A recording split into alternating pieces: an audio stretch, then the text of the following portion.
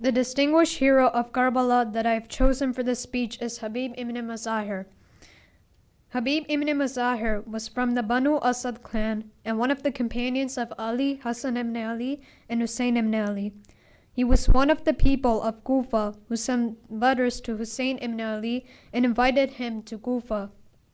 Bibi Zainab said to her brother, "Brother Hussein, thousands of soldiers are gathering to fight you. We have hardly 72 men with us. Do you not have anyone to come to your help?" My sister Zainab, many wanted to join me during the journey from Medina to Karbala. I politely discouraged them because their intention was not truthful. Many joined and have run away during the journey because they were scared of dying. He continued, "Zainab, my sister, falsehood can buy many supporters, but truth has only a few friends. The soldiers on the other side have been bought. They prefer happiness in this world than in the hereafter.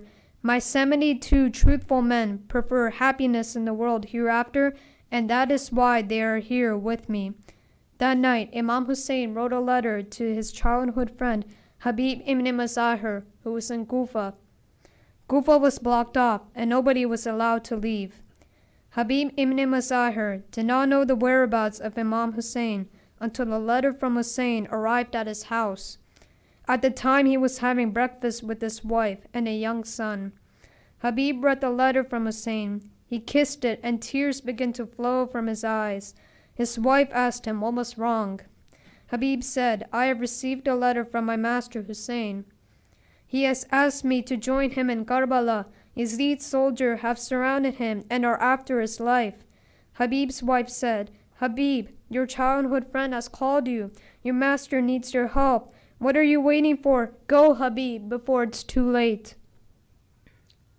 Habib's worry was how to escape from Kufa without being seen.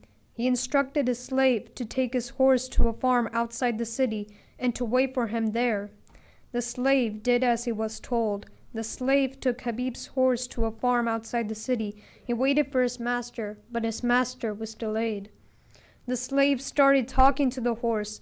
"Oh, horse, Master Hussein is in trouble. He needs help. He has asked my master Habib to join him. Master Habib is late. Horse, if he does not manage to escape from Kufa, I will ride on you and go to Hussein's help." At Asr time, most of the men were in mosque. Habib managed to reach the farm where his horse was waiting. He quickly mounted his horse and said to his slave, "Go, my friend, go. I am freeing you from my services." "Master," the slave said, "you are not being fair. I have served you faithfully for years. Now I have a chance to serve the son of Bibi Fatima, and you are asking me to go. Why are you denying me a place in heaven?" Habib was taken aback by the words of his slave. He was pleased to hear that he had recognized the difference between the truth and the wrongful. He wanted to sacrifice his life for the truth. Habib asked his slave to mount his horse. Together they galloped towards Karbala. Habib reached Karbala late in the evening. Imam Hussein greeted him with great affection. Bibi Zainab heard that Habib had come. She asked her maid Fiza to convey her greetings to Habib. Days and nights of Muharram passed by, and Ashura came. At dawn, Ali Akbar gave azan for the last time. Yazid's soldiers blew the trumpets to start the battle.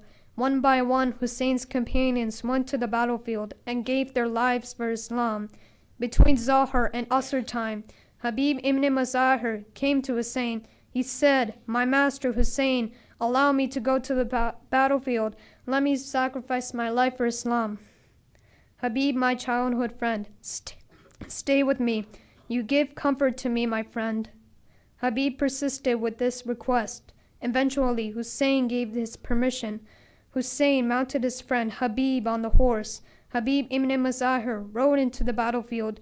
He fought bravely, but was finally overpowered. He fell to the ground. As Habib ibn Mazahir fell to the ground, an enemy soldier came over and severed his head. All the marchers of Karbala had their heads cut off, but Habib's was the first to be cut off by the enemy. Habib's head was not hung on the spearhead like that of the other marchers. Habib's head was tied to a horse and pulled along the land of Karbala. Later on in Sham, Habib's head was tied to a horse's neck. A young boy called Qasim followed the horse wherever it went. One day, the man riding the horse asked the young boy Qasim, "Why are you following me around? What do you want?" Qasim just looked at the head hanging from the horse's neck. The man asked again, "Why are you staring at the head?" "This head is the head of my father, Habib ibn Mazahir. Please give it to me so that I can bury my father's head." Habib's head seemed to look at his son and say, "My son Qasim, why are you thinking of burying my head? What about the head of Hussein on that spearhead?" This, my fellow brothers and sisters, is the story of Habib ibn Mazahir, one of the great heroes of Karbala. This story teaches us about true friendship and self-sacrifice. It also teaches us the importance of answering the calls of our imams. Assalamu alaikum wa rahmatullahi wa barakatuh. Please recite Surah Fatiha for all the marhumin.